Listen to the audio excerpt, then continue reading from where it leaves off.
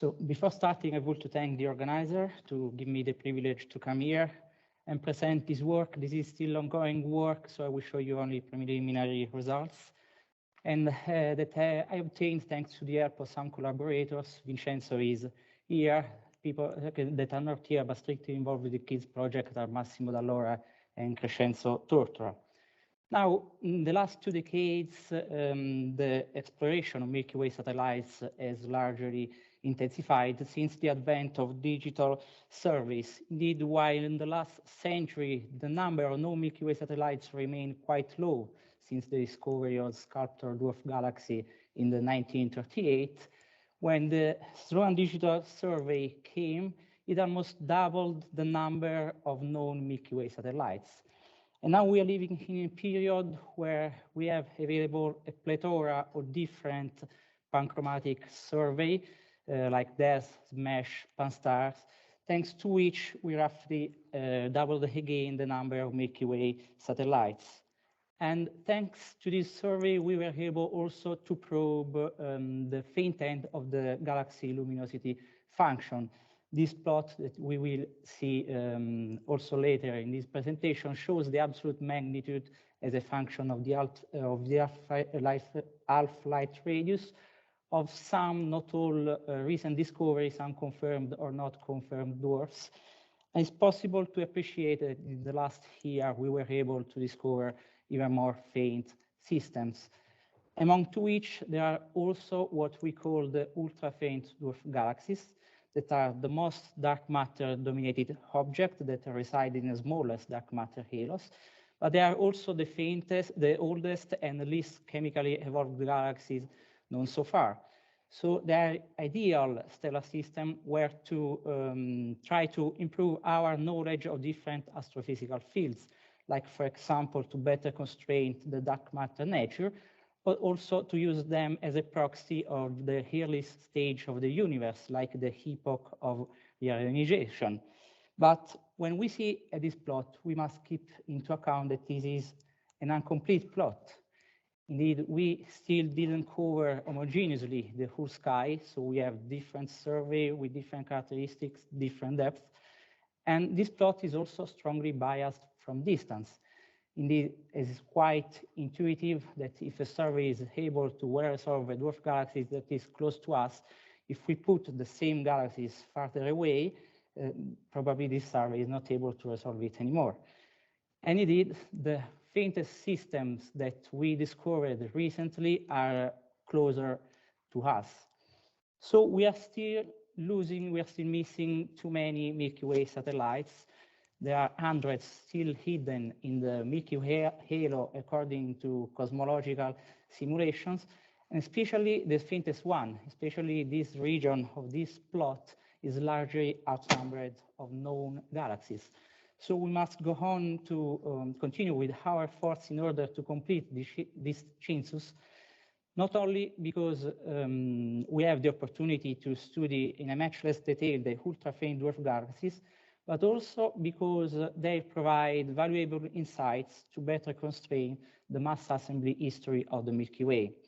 So in this context, to further expand the research of Milky Way satellites, we decided to use the kilo-degree survey that has not been used for the quest of Milky Way satellites so far, but it has great potential, as I will show you in a second. Now, we had a very comprehensive talk this morning by Angus, so I will not repeat the details of the survey. I want just to highlight which data set we used, and we used the 4th data release that was available when I started this work some time ago, and the 4th data release observed about 1,000 square degrees in the 2 different stripes targeted by the KiDS survey. These colored fields represent the tiles that we used in this work. And as you heard this morning, the KiDS survey was conceived as a cosmological survey, but as a side product, it also provides a very deep and accurate catalog of stars. So it has all the ingredients necessary for run an extensive research of very faint stellar systems still hidden in the Milky Way halo. Now, the most adopted technique to search for faint system is running algorithm that look for overdensity of stars. The big problem with dwarf galaxies is they have very few stars. So usually the Milky Way the Milky Way stars that reside in the halo usually overwhelm those of the dwarf galaxy. This is just an example of the KiDS catalog around the Leo 5 dwarf galaxies. Okay, KiDS catalog is deep enough that we are able to see also Leo 5 basically by eye, but think to a faintest system.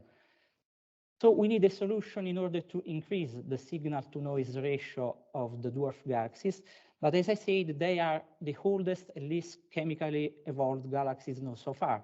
So we expect that they are composed by an old and metal-poor stellar population. And so we can use this trick, that is to work to select in the color magnitude diagram only stars that are close to an isochron representative by an old stellar-poor metal-poor stellar population. So basically, instead to work with the whole stellar catalog, we work only in a narrow region of the CMD. And this is the most used technique in the last 2 decades for the research on Milky Way satellites. There is a wide literature of works that report in the discovery of very faint stellar systems. And if we come back here at Leo 5 and we select the proper isochron, we are able to get rid of great contaminants, great Milky Way contaminants, bringing to light the faint system at the center of this plot.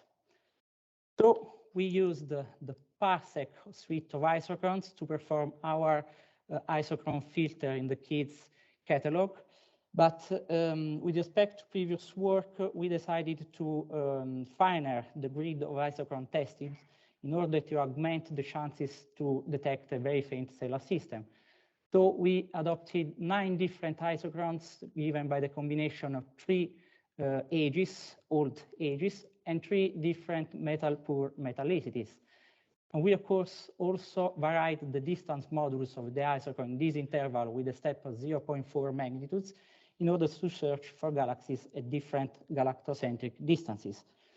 So totally, we performed 180 isochron filters that every time scanned more than 1,000 square degrees. So basically what the algorithm does is generating this kind of density maps by selecting only stars close to a given isochron. Then it changes the isochron, generates another map, and it does this for 180 times in 1,000 square degrees. And it looks for region of the sky with a higher number of stars with respect to a local background. So it provides a list of overdensities that we then carefully analyze in order to understand whether or not we deal with an actual dwarf galaxy. And as preliminary result, the most promising overdensities that the algorithm found that quickly caught our attention is this one that was retrieved with a signal-to-noise ratio of 10.6. This is the density map centered on the overdensities.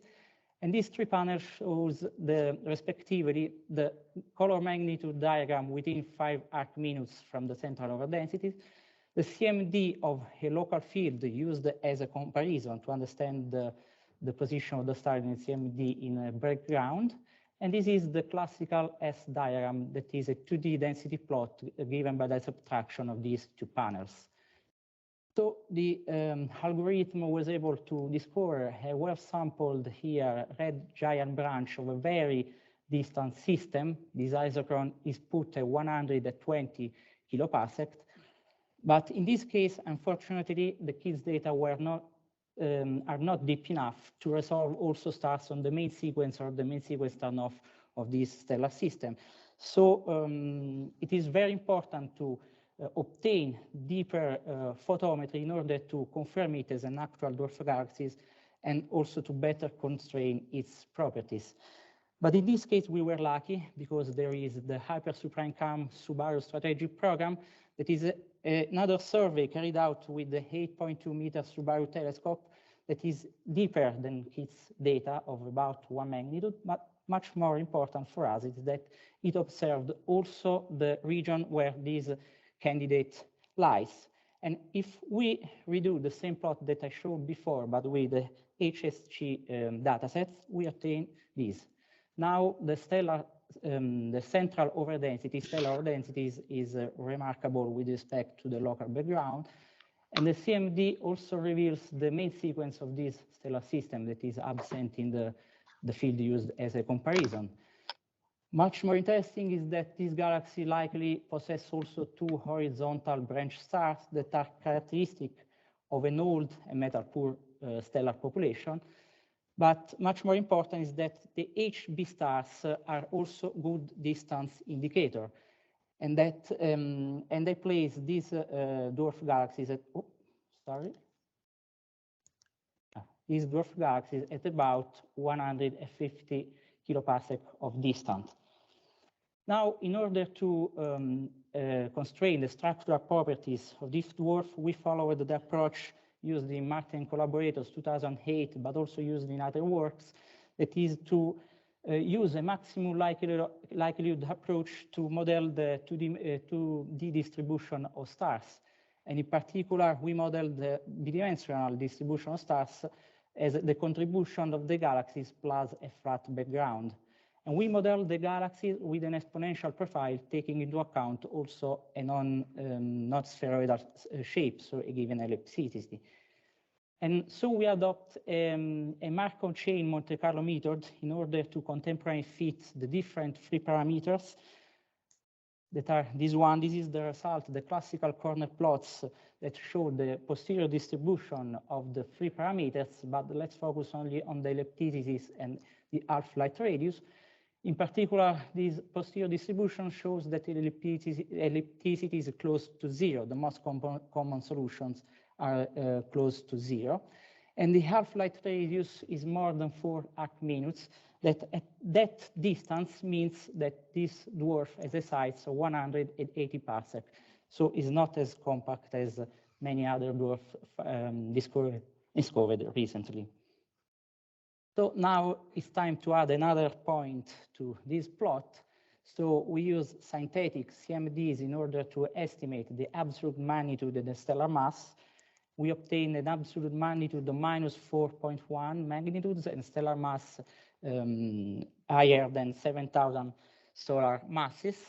This means that this dwarf galaxy has a surface brightness of about 30 magnitude per arc second square, and the position in this plot is this, so very close to other recent discoveries like the Tucana 2 galaxies. So it's one of the faintest dwarf ever discovered, not the faintest one. There are some faintest systems not shown in this plot. So to summarize, we added another little piece of puzzle in the chains of Milky Way satellites. And the natural follow-up is, of course, to obtain spectroscopic measurements of its brightest stars in order to estimate the dynamical mass through the radial velocities of these stars. We expect that, of course, it will be a dark matter-dominated object, but it will be very valuable to quantify the amount of dark matter of this stellar system. And just, I want to spend the last slides to show you what we can do in the next decade. So it's impossible to not talk about the Vera Rubin Observatory, LSST. And this plot that I took from the beautiful review by Simon in 2019 shows what will probably be the capacity of the LSST after the 10 years of observations.